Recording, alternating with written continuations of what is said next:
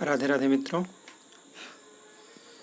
आज हम फिर काव्य प्रकाश को लेकर उपस्थित हुए हैं। कल हमने काव्य प्रकाश के बारे में थोड़ी जानकारी प्राप्त की, उसका मंगलाचरण हमने अध्ययन किया और मंगलाचरण के बाद प्रयोजन का अध्ययन हमने किया। अब आज हम उसके जो हेतु हैं उस हेतु को पढ़ेंगे, उसके जो कारण हैं उसके जो हेतु हैं। तो हेतु अथवा कारण जो है उसको अध्ययन करने से पूर्व हम ये बता दें कि कल हमने कहा था कि जैसे जो अनर्थ निवारण का उदाहरण वहाँ पर उन्होंने प्रस्तुत किया था, आदित्यादेर मयूरादिनाम एवं अनर्थ निवारणम। आदित्यादि अर्थात भगवान सूर्य की उपासना करके जैसे मयूर आदि ने अपने अनर्थ का निवारण कर लिया, तो उसके बारे में हमने कहा था कि वीडियो लंबी हो जाएगी, इसलिए हम इसे अगली वीडियो में बता देंगे। तो हम उसकी पहले थोड़ी सी चर्चा कर लेते हैं। देखिए, मयूर भट्ट जी थे और मयूर भट्ट जी के जीजा जी थे बाण भट्ट जी, अर्थात बाण भट्ट की जो पत्नी थी वो मयूर भट्ट की बहन थी। अब एक बार क्या हुआ कि शाम को अपनी चर्चा हुई, कहीं वार्तालाप हुई, तो बाण भट्ट जी ने मयूर भट्ट जी से कहा कि कल सुबह आप 4 बजे हमारे घर पे आ जाइएगा, हम लोगों को कहीं दूसरे जगह कवि सम्मेलन में चलना है। बात पक्की हो गई, दोनों लोग घर चले गए। अब मयूर भट्ट जी तो अपने यहाँ गए और खा पी के सो गए, लेकिन जो बाण भट्ट जी थे उनकी पत्नी श्रीमती जी पता नहीं किसी बात को लेकर नाराज हो गई। अब जब श्रीमती जी नाराज हो गई तब तो उनको मनाना ही पड़ेगा, बिना उनको मनाए कैसे काम बढ़ सकता है। तो अब वो बाण भट्ट जी अपनी श्रीमती जी को मनाने लगे। मनाते मनाते छंदों की रचना करते करते उनको समझाते समझाते पूरी रात गुजर गई। सुबेरा हो गया, भोर का समय आया। तो वो भोर के समय में लगभग 4 बजने ही वाले थे, उससे कुछ पूर्व ही अर्थात 3 बजे से या 2 बजे से ही वो एक श्लोक बना रहे थे। तो उस श्लोक के 3 चरण तो बन जाते, लेकिन चौथा चरण उनसे नहीं बन रहा था। कौन कौन से थे? गत प्राया रात्रिः कृशतनु शशि की शीर्यत इव प्रदीपोऽयं निद्रा वशमुपगतो घूर्णित इव प्रणामान्तो मनस्त्यजसि न तथापि क्रुधमहो। ये 3 पंक्ति तो उनसे बनता। हम लोग इसका अर्थ देख लेते हैं। बाण भट्ट जी अपनी पत्नी को मनाते हुए कहते हैं कि हे प्रिया, गतप्राया रात्रि, रात्रि गतप्राय हो गई है, अर्थात समाप्त हो चुकी है, बीतने ही वाली है।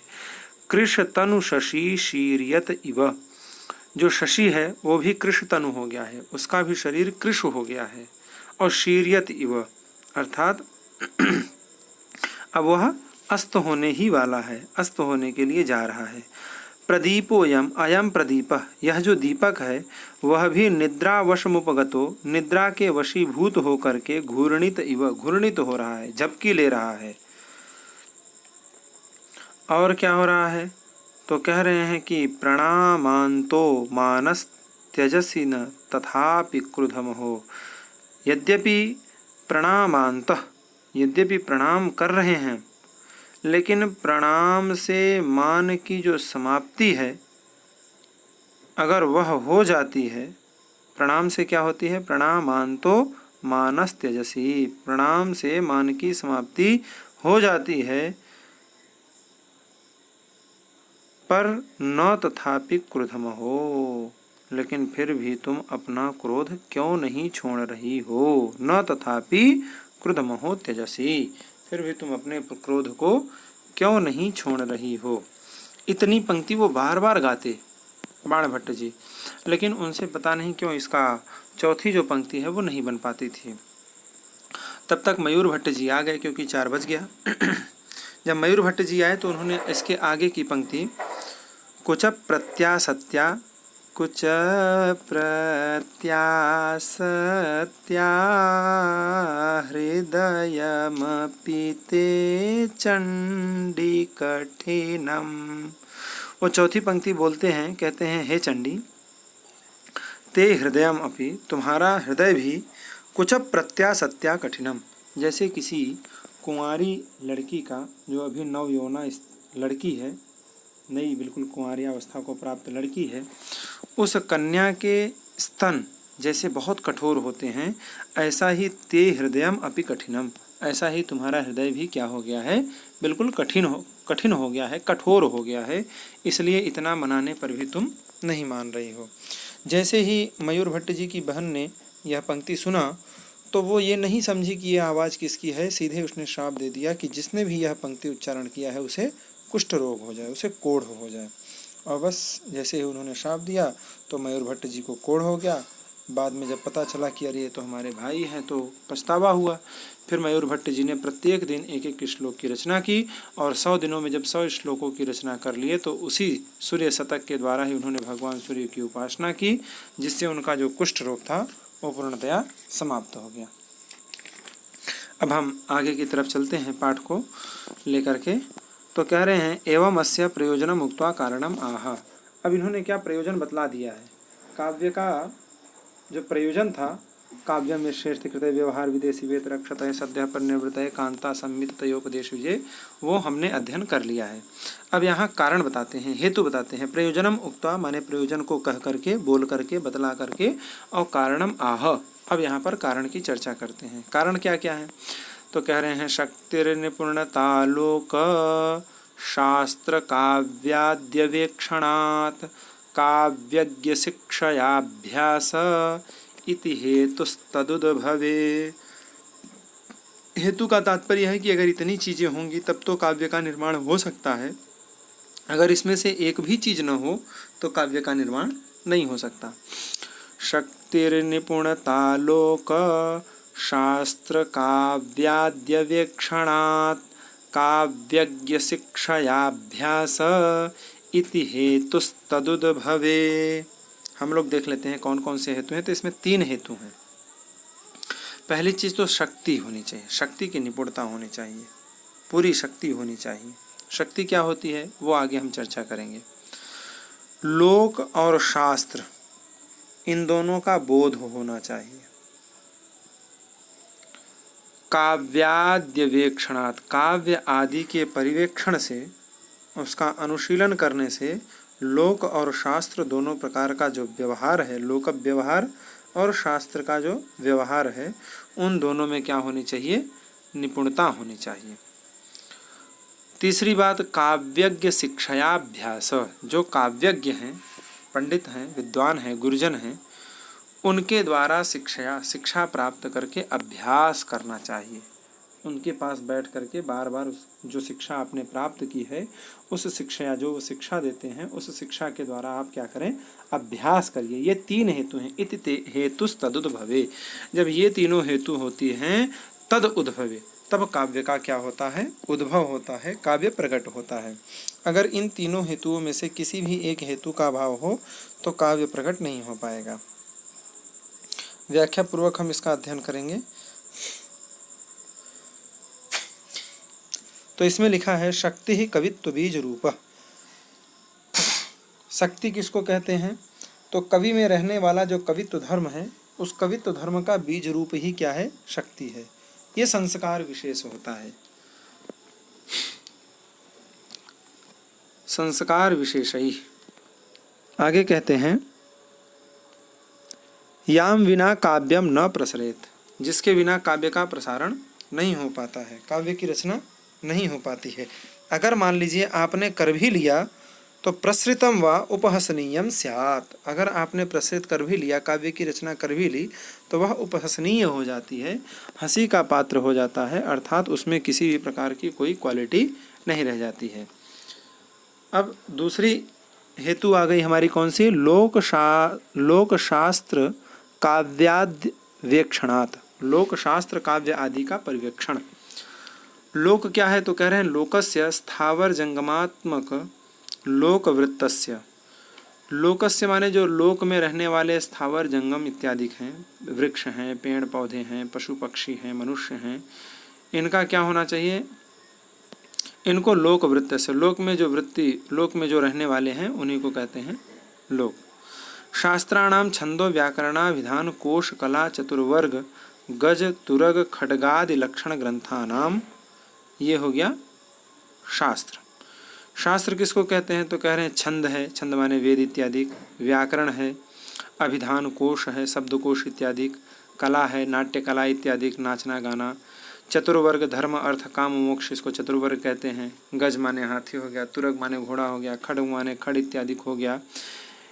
इन सब लक्षण ग्रंथों का आपको बोध होना चाहिए। काव्य किसको कहते हैं, काव्याद्यवेक्षणात्, तो काव्य किसको कहते हैं, लोक, शास्त्र और काव्य, इन तीनों का परिवेक्षण होना चाहिए। तो काव्य किसको कहते हैं तो कह रहे हैं काव्यानाम च महाकवि संबंधी नाम। काव्य का तात्पर्य है महाकवि के संबंधी, अर्थात महाकवियों के बारे में भी आपको ज्ञान होना चाहिए कि वो किस तरीके से अपने काव्य का प्रणयन करते हैं। अब वहाँ पर लिखा है काव्याद्यवेक्षणात्, काव्य आदि वेक्षणात्, तो आदि पद से क्या ग्रहण किया जाएगा तो कह रहे हैं आदि ग्रहणादि इतिहासादि नाम च विवर्षणाद व्युत्पत्ति। आदि ग्रहण का तात्पर्य ये है कि इतिहास इत्यादि जो हैं, इतिहास माने महाभारत हो गया और वाल्मीकि रामायण हो गया और अष्टादश पुराण उपपुराण हो गए, इनका विमर्शनाद वित्तीय, इनका विमर्शन करने से जिसकी व्युत्पत्ति होती है, इनका बार बार अनुशीलन करने से, अध्ययन करने से जिस ज्ञान की व्युत्पत्ति होती है उसे हम आदिपद से ग्रहण कर लेंगे। ये हो गए हमारे दो हेतु। अब तीसरा हेतु है काव्यज्ञ शिक्षाभ्यास। तो ये क्या है तो कह रहे हैं काव्यम कर्तुम, काव्य की जो रचना करना जानते हैं, और विचारयितुम ये जानन्ति, और जो उस पर विचार करना जानते हैं कि काव्य सही है गलत है कैसा नहीं है, तो काव्यम कर्तुम विचारयितुम च ये जानन्ति, काव्य की रचना करना और उस पर विचार करना ये जानन्ति, जो लोग जानते हैं, तदुपदेशेन उनके उपदेश के द्वारा, और करणे योजने च, कभी करण कर रहे हैं कभी योजन कर रहे हैं, उसका तोड़ मरोड़ करके जैसे भी हो रहा है उसका पौनः पुण्यन्य प्रवृत्ति ही, पौनः पुण्य माने धीरे धीरे बार बार उसको करते रहिए तो धीरे धीरे जो प्रवृत्ति होती है उसी को कहते हैं काव्यज्ञ शिक्षाभ्यास। काव्यज्ञ के द्वारा जो आपको शिक्षा प्राप्त हो रही है उस शिक्षा के द्वारा आप क्या करिए, अभ्यास करिए, तो उसी को कहते हैं काव्यम कर्तुम विचारयितुम च ये जानन्ति, उनको कहते हैं काव्यज्ञ। काव्य को करना और उस पर विचार करना ये जानन्ति, जो जानते हैं उनको कह दिया काव्यज्ञ। तदुपदेशेन ये हो गया शिक्षया, उनके उपदेश के द्वारा, उनकी शिक्षा के द्वारा। करणे योजने च पौनः पुण्य न प्रवृत्ति, ये हो गया अभ्यास।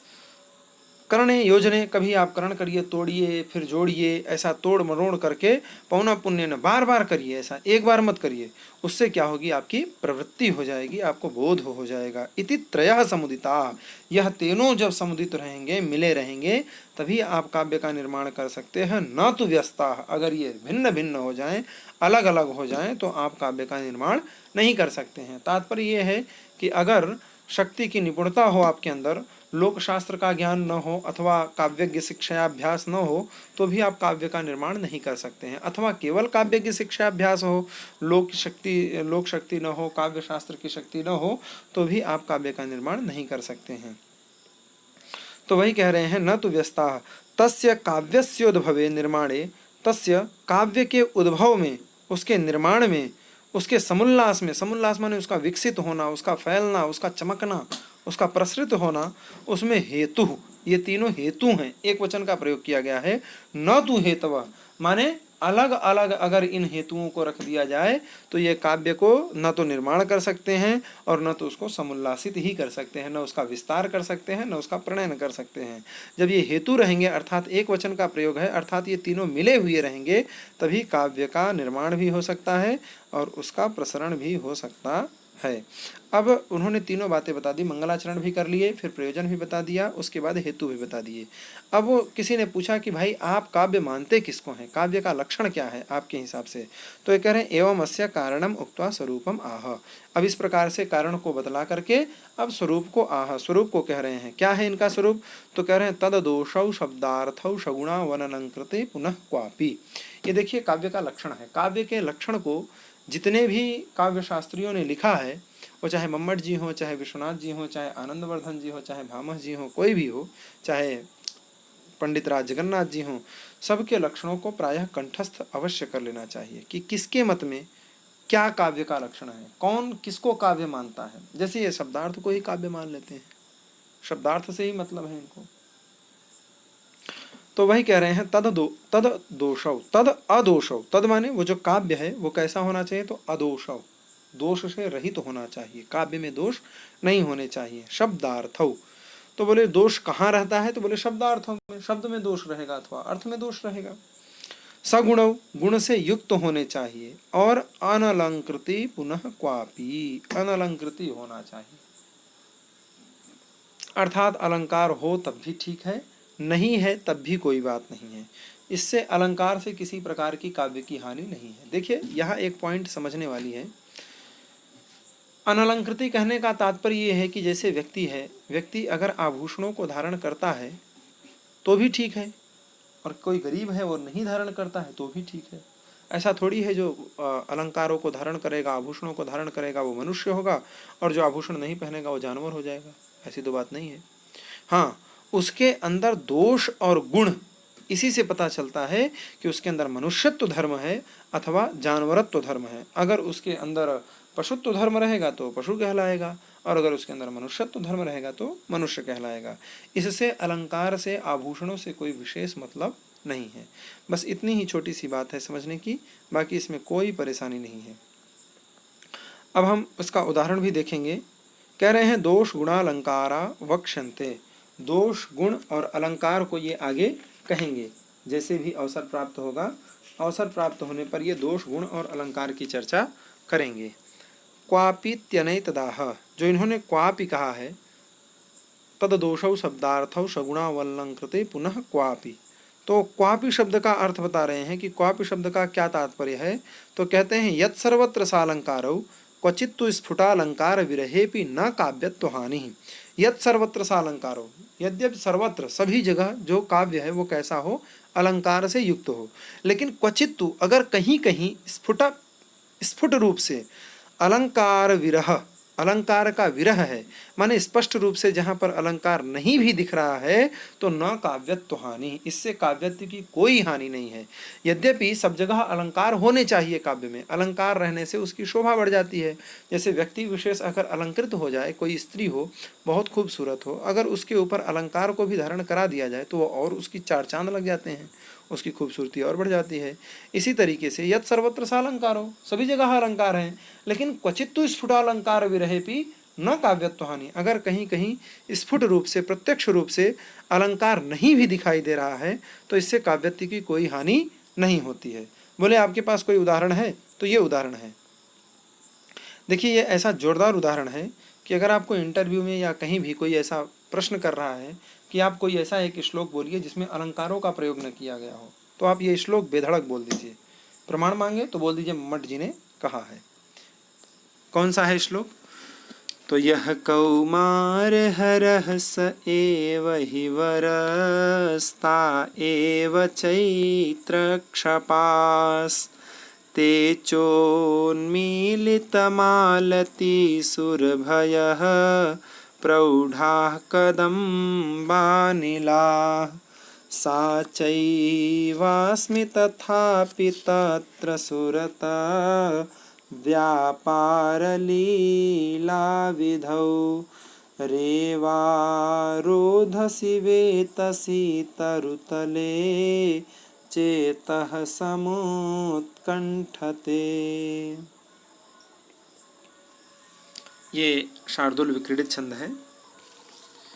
इसमें कह रहे हैं कि यह कौमार हरः, जिस व्यक्ति ने हमारे कौमार्यावस्था का क्या कर लिया, हरण कर लिया, हर। अब चाहे आप ये समझिए कि कुमार्यावस्था में ही उनसे संयोग हो गया था, अथवा आप ये समझिए कि विवाह के बाद कौमार्या का जिन्होंने हरण कर लिया। तो यह कौमार्य हरः, जिन्होंने हमारी कौमार्यावस्था का हरण कर लिया है। ऐसा कौन? तो कह रहे हैं स एव ही वरः, वही ही मेरा पति है। जिसने मेरी कौमार्या अवस्था का हरण कर लिया वही क्या है? मेरा पति है।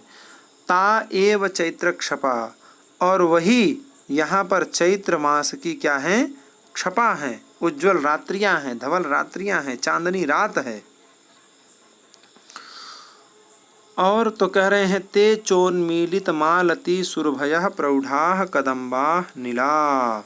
और वही यहाँ पर क्या है, मालती सुरभयः, उन्मीलित मालती सुरभयः।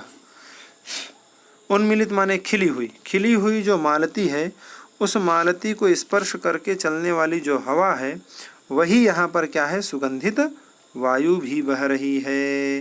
अर्थात वायु भी वही है जो हम लोग पहले आते थे तो मिला करती थी, वही सुगंध भरी वायु भी है। और प्रौढ़ाः कदम्बा नीला, और क्या है यहाँ पर, तो कह रहे हैं बिल्कुल खिला हुआ, प्रौढ़ एकदम खिला हुआ वर्षा ऋतु का यह जो कदम्ब है वह भी है। और अनिल माने वायु जो है उसे स्पर्श करके बह रही है। आगे क्या कह रहे हैं, तो कहते हैं कि प्रौढ़ा कदम्बा नीला, कदम्ब का भी जो पुष्प है वो बिल्कुल प्रौढ़ हुआ है, खिल रहा है, और उसे भी स्पर्श करके क्या हो रही है, वायु बह रही है। सा चैवास्मि, मैं भी वही हूँ, तथापि फिर भी, तत्र सुरत व्यापार लीला विधौ, मुझे यहाँ पर सुरत व्यापार लीला की जो विधि है उस विधि को संपन्न करने के लिए जो मेरा चित्त है चेतः वह समुत्कंठित हो रहा है। और क्या है, तो रेवा रोधसी, वही रेवा नदी का किनारा है, और वही वेतसी तरुतले, वेतसी वृक्ष का जो वेतसी का तरु है, वृक्ष है, उस वृक्ष के नीचे, अर्थात वही वेतसी का वृक्ष है, वही रेवा अर्थात नर्मदा नदी का किनारा है, वही यह कौमार हरः स एव हि वरः, जिन्होंने मेरी कौमार्यावस्था का हरण किया था वही आज मेरा पति भी यहाँ उपस्थित है। वही चैत्र की क्षपा है, चांदनी रात हैं, वही मालती को स्पर्श करके बहने वाली सुगंधित हवाएं हैं, खिले हुए वही कदम्ब के पुष्प भी हैं, वही मैं हूँ, अर्थात सब कुछ वही है। फिर भी सुरत व्यापार लीला की विधि को संपन्न करने के लिए, सुरत माने संभोग, संभोग लीला को, संभोग व्यापार को जो लीला है उस लीला की विधि को संपन्न करने के लिए जो मेरा चित्त है वह उत्कंठित हो रहा है। क्यों, सा चैवास्मि, वही मैं भी हूँ, तथापि फिर भी जो मेरा चित्त है वह सुरत व्यापार लीला विधौ समुत्कंठते, सुरत व्यापार लीला विधि को संपूर्ण करने के लिए अर्थात संभोग करने के लिए समुत्कंठित हो रहा है। अब यहाँ पर देखिए दो अलंकार हैं, कौन कौन से, तो ये बताते हैं। कहते हैं अत्र स्फुटो न कश्चिद अलंकार है, यहाँ पर स्फुट माने प्रत्यक्ष रूप से कोई अलंकार नहीं है। रसस्य च प्राधान्यान अलंकारता, यहाँ रस की प्रधानता है, अनलंकारता, यहाँ कोई अलंकार नहीं है। अब यहाँ वैसे तो दो अलंकार हैं, कैसे हैं, तो देखिए, एक विभावना अलंकार है। तो विभावना अलंकार कहाँ होता है, तो कह रहे हैं विभावना तो बिना हेतुर कार्योत्पत्तिर यदुच्यते, जहाँ पर बिना किसी हेतु के ही कार्य हो उसी को कहते हैं विभावना अलंकार। तो यहाँ पर हम देखेंगे कि कोई हेतु नहीं है, सब पुरानी चीज़ें हैं। अरे पहले जिसने उनको कौमार्या अवस्था का हरण किया उससे कई बार उन्होंने संभोग व्यापार कर लिया होगा। वही चांदनी रात है चैत्र महीने की, वही सुगंधित हवा भी चल रही है, वही कदम्ब का पुष्प भी है, वही मैं भी हूँ, वही मेरे पति भी हैं, वही नर्मदा नदी का किनारा है, वही वेतसी का वृक्ष है, सब कुछ वही है, कोई विशेष कारण नहीं है, सब कुछ पुरानी चीज़ें हैं। भाई बार बार किसी चीज़ को भोगते भोगते व्यक्ति का मन समाप्त हो जाता है। तो जब हम बार बार उसी कार्य को कर रहे हैं तो यहाँ पर कोई विशेष कारण तो हमको नहीं दिख रहा है। तो विभावना तो बिना हेतुर कार्योत्पत्ति यदुच्यते, बिना किसी हेतु के यहाँ पर, तथापि फिर भी जो मेरा चित्त है वह सुरत व्यापार लीला विधौ समुत्कंठते, सुरत व्यापार की लीला करने के लिए, संभोग करने के लिए मेरा चित्त उत्कंठित हो रहा है। अर्थात तो कोई कारण नहीं है, बिना किसी कारण के ही कार्य उत्पत्ति हो रही है, इसलिए यहाँ पर विभावना अलंकार है। दूसरा यहाँ पर विशेषोक्ति अलंकार है। विशेषोक्ति अलंकार का लक्षण क्या है, तो ठीक इसका उल्टा कर दीजिए, हेतौ फलाभावो विशेषोक्तिस्ततो द्विधा। कहते हैं कि जहाँ पर कारण तो हो लेकिन कार्य न हो रहा हो उसी को कहते हैं विशेषोक्ति अलंकार। कारण भी है भाई, जिससे हम पूर्व से ही परिचित हैं, ऐसा मेरा वो पति है, वो भी यहाँ पर विराजमान है। बढ़िया चांदनी रात है, सुगंधित मालती के स्पर्श से वायु बिल्कुल सुगंधित बह रही है, खिले हुए कदम्ब के भी पुष्प हैं, मैं भी हूँ पास में, रेवा नदी का किनारा भी है, खूब बढ़िया ठंडी ठंडी हवाएं चल रही हैं, वेतसी का वृक्ष भी है, उसी के नीचे हम दोनों बैठे भी हैं। तो सारे कारण विद्यमान हैं। लेकिन सुरत व्यापार लीला विधौ चेतः समुत्कंठते, जो सुरत व्यापार लीला की विधि को संपन्न करने के लिए चित्त में उत्कंठा हो रही है, वह कार्य नहीं हो रहा है, अर्थात संभोग नहीं हो पा रहा है। तो यहाँ पर कारण तो विद्यमान है, पति भी है, मैं भी हूँ, एकांत स्थल भी है, सुगंधित हवाएं भी बह रही हैं, नदी का किनारा भी है, सब कुछ है। लेकिन फिर भी यहाँ पर जो सुरत व्यापार है, उस चित्त में केवल उत्कंठा मात्र हो रही है। अब उत्कंठा भी इसमें कारण बन गई, चित्त में उत्कंठा तो हो रही है, लेकिन संभोग व्यापार नहीं हो पा रहा है। तो इन दोनों अलंकारों को यहाँ पर खींच के ले आया गया है, लेकिन स्पष्ट रूप से यहाँ पर कोई भी अलंकार नहीं है। इसका व्याख्यान ये स्वयं मम्मट जी कर रहे हैं, कह रहे हैं अत्र स्फुटो न कश्चिद अलंकारः, यहाँ पर स्फुट रूप से प्रत्यक्ष रूप से कोई भी अलंकार नहीं है। रसस्य च प्राधान्या न अलंकारता, यहाँ केवल रस की ही प्रधानता है, कोई भी स्फुट रूप से प्रत्यक्ष रूप से अलंकार नहीं है। तो आज की कक्षा में बस इतना ही। मित्रों, आप लोग कमेंट में ये ज़रूर बताया करिए कि आपको ये वीडियो कैसी लगी, हमारे समझाने का जो तरीका है वो कैसा है। तो आप लोग वीडियो को शेयर भी किया करिए, चैनल को सब्सक्राइब भी करिए, और ज़्यादा से ज़्यादा लोगों को शेयर करिए और लाइक ज़रूर कर दिया करिए। तो आज के वीडियो में सिर्फ इतना ही। राधे राधे।